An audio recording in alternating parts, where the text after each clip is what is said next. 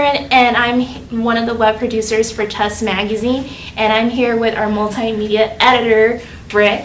Hello. Okay, I don't know how to pronounce. Piñon. Piñon. Piñon. Piñon. This is still gonna go on bloopers. But so he is our multimedia editor for Tusk, and this is kind of different because he's being interviewed, and he's also doing a LGBTQ podcast series with one of our web producers, Diane. And so, how does it feel, kind of like being interviewed for this piece, because this is your piece? It's a little bit different. Obviously, you're used to always interviewing people and coming up with the questions, and right now, like, I'm sitting here and I don't know what to expect as much, so it's different. It's a different feeling, but I like it. I don't know. I like talking about my story, and I like that I get to interview and talk more in depth about it than just what's on print. So, can you tell the people out there what is the personal essay called? Mm-hmm. So it's called Reclaiming My Roots. That's if they haven't changed it in print yet. I'm not sure if they've done that, but as of now, it's called Reclaiming My Roots, and it's named that because I felt like it was a really good title for the story and what it's about, because it kind of like gives you a quick little intro about what the story is going to be about, and really the reclaiming of someone's roots, like getting back your roots and taking them back as your own, even though they never really were gone. But again, making them your own again, embracing them as your personality. So you talk about in the personal essay this organization that you are part of on CUSF. So it's Hermanos Unidos. Yeah, I know it's a little bit tricky. It's a tongue twister. Yeah, it is a Spanish word, obviously, so it becomes a little bit harder for those who don't speak Spanish or who have that Spanish tongue. So it is Hermanos Unidos de CSUF. So that's pretty much. I don't like translating it because it sounds the translation in English, it's different. It translates to like Brothers United, but that's kind of a different sense than we like to give out. But yeah, Hermanos Unidos de CSUF is the name. What's the mission of it? So the mission is basically to really support and get Latino men to retain themselves in the university and higher education, and actually have them graduate. Because historically in higher education and universities, there's a large number of dropout rate or non-retention rate among Latino men through various reasons. Either they have to go home and support their family, they have to support themselves, and other reasons, because stereotypically we fall under a lot of stereotypes where it's like we have to be the breadwinners if there's not one available, etc. So there's different reasons. So the mission in clear is get Latino men through the university, have them retained and get through regardless of how long it takes. We have hermanos who have been in the university for 7 years, and they're graduating, say, this year, but that's, our mission has been succeeded at that point, regardless of how long it takes. So that's kind of the mission and a gist. So what kind of events did you does the club do? Okay, so kind of just clear up, no, nothing on you, but we would like to refer ourselves as an organization. We don't like to say club because it kind of distinguishes us from our organization, because we are a nonprofit organization that has a mission and we have a goal, and we do things differently than a club. But again, that's nothing on you. It's everyone. Nobody knows that unless you're in. And some of the events that we do that I can just think of off the top of my head is the biggest one is community service. So a lot of the things we do is go to like college fairs, and we host tours and panels for high school students, and a lot of them are catered to students of marginalized communities. So it's like the Black and brown students from high school, because these students don't really see a lot of representation in higher education. So it's important for us to kind of give back to our community and show them that there are people like us, there are faces like us that go to the university and are excelling, so they can see themselves coming to the university like that. Another event that we probably put on this year was an event called Hermandad para la Comunidad. So that's like an event that we created in order to create funds for a scholarship to give back to a high school student that's coming into the university this following year. And we created this event to support, again, a Hispanic student in the beginnings of coming to college, because it can be hard for a lot of us that struggle with financial burdens and stuff like that.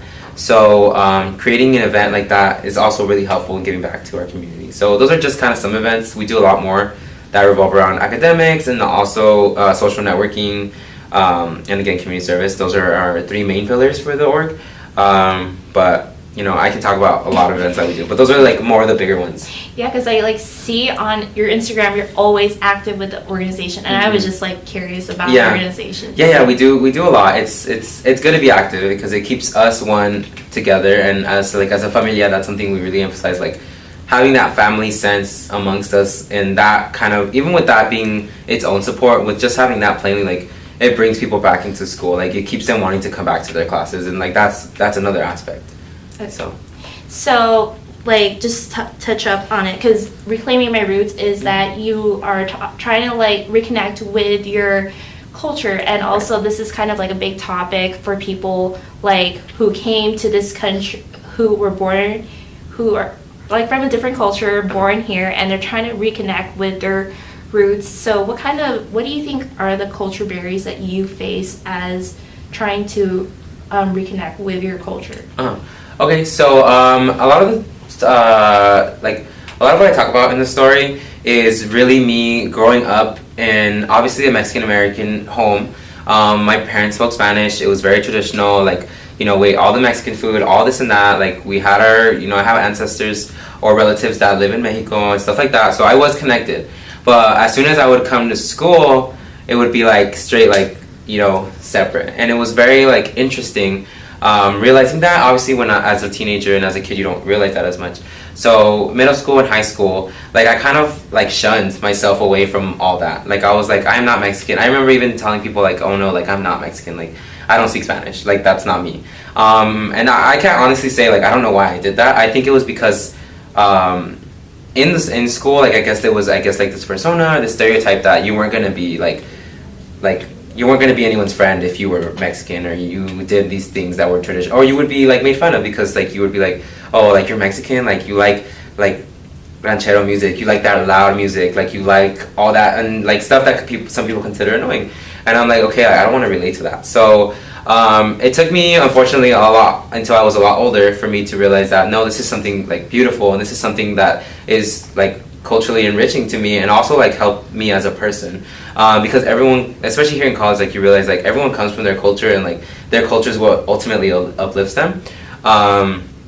So really that's what I mainly talk about in the story. Like that's how coming to college in this organization really made me mesh and come together with people who really thrive because of their roots, and it made me realize like how embarrassed I was of even like neglecting them for so long and for so many years because of how amazing they could be. So that's kind of like what I talk about throughout the story, is how at this point in my life, like I use it to propel me only further than I used to before. So that's kind of like the gist of why it's like reclaiming my roots, why I'm bringing it back to myself, like how I'm using it again to push myself up. I kind of could relate to you when I was reading the story, because like I came from the Philippines like at a very young age, and like my family would be just trying to do some sort of stuff to keep like with our culture within. So, and also like when I get to school also, I was like there were, because like the area that I lived in before wasn't really like, there was no Filipinos, it was like an Armenian. Right. It was so hard to find people like who are like you out there. So like, did you happen to meet anyone in the organization that had your similar experiences? I feel like we have similar experiences because that's why I relate so much to them. I feel like we honestly haven't talked about this topic as much. I have heard like here and there like people discuss it and talk about that. But for me, I guess it's a little bit different actually, because you hear a lot of narratives where it's like they neglect or they don't acknowledge their Hispanic, Latino side, but because it's a form of like somewhat survival. And it's like different for me because I didn't have to like neglect that because it would be dangerous to me. For me it was more like I neglected it because I thought it was embarrassing or this and that, but for them it was like, no, we kind of couldn't associate with that. So it's different. There's different senses and different forms. But I have found relations with other people who, you know, are very close to that situation. And I can relate to that with my friends back at home. You see it a lot, I feel like, when students who are like very much first gen and like don't understand, like who don't have parents or older siblings that can talk them through what it's like to be a Hispanic student or a Latino student in just getting through school. So I feel like I can relate to a lot of people like that in that sense. But yeah, that's what I found for the most part. Okay, so can you tell me like what does your family do at home, like to connect more with your culture? So it's not like my family does anything specifically. It's just like it's just how they live. Like we live in that culture. Like that's us. Like that's our family. They don't know any other like as much as we have lived here for obviously ever since I was born. So and my brothers too. So like 20 almost 30 years now. My family has lived here. And like obviously my parents have picked up American culture with what it is. But again, my parents still speak Spanish all the time at home. We still go to Mexico whenever we can. We still have our traditions. Like our parties are like not Mexican themed because they're not Mexican. They're just Mexican parties. Like that's just how we are. So like I said, it's not like something that we're like okay, we need to do this so we can feel like our roots are in place. But it's like it just happens. Like it's just how we live. So it's just like every time I go home, it's like the food comes back to me, like the music. I walk in and my mom playing her music like on the radio Saturday morning, like that's uplifting. And just talking to my aunts that live here and like just speaking in Spanish fluently all the time. Even that you don't have here all the time. And so just those things, like it matters when you think about it. So okay, just like one more question, like for like people who are like wanting to reconnect with their culture, what kind of ways do you think that they should be doing to reconnect? Yeah, of course. So one thing, straight off the bat, I want to say like just for me, like don't like continue to neglect it as much as you feel like it could be like I don't know, maybe harmful or it's holding you back. Because I still feel like here in college, like sometimes people are like, I'm Mexican American, I can't succeed as much as these other students, or whatever ethnicity background, ethnicity race that you are. But I want to tell people like that's not true, regardless of who you are, your background, etc. That doesn't limit your potential for whatever you want to do. So that's number one. Number two is something that I really motivate people to do is join organizations or clubs or anything that has to do with your culture if you really want to bring it into you and really resemble that. For me, I just happened to find Hermanos Unidos. There's many other organizations that have to do with that are similar to my background. I could have joined. There's an organization called Mecha. This is also another organization that deals with a lot of Mexican, Latino, Latinx culture. There's another, like if I wanted to do dance, there's an organization called Ballet for Protocol. Like there's so many organizations, and that's just for like the Latinx community. Like there's a whole, there's organizations that like encompass like all the other types of ethnicities, races, and backgrounds that you can think of. Like there's a Vietnamese Student Association, there's a Pacific Islander Students. There's so many organizations, and I feel like that's the best way to find people who you can relate to and find people who really will make you learn how to acknowledge your culture in the most positive way and use it to your own benefit. So those are my two like main, I guess, I don't know. I forgot the word, but my two main, I don't know. Advice. There you go. Advice. Two main pieces of advice. I totally blanked on the word, but yeah. Well, well, it was nice having you, Rick. And this is kind of like new because since you're always behind the camera. Yeah. And also, don't forget to check out his podcast series for Tusk that's coming up soon. And I'm Catherine, and this is Rick signing off. Bye.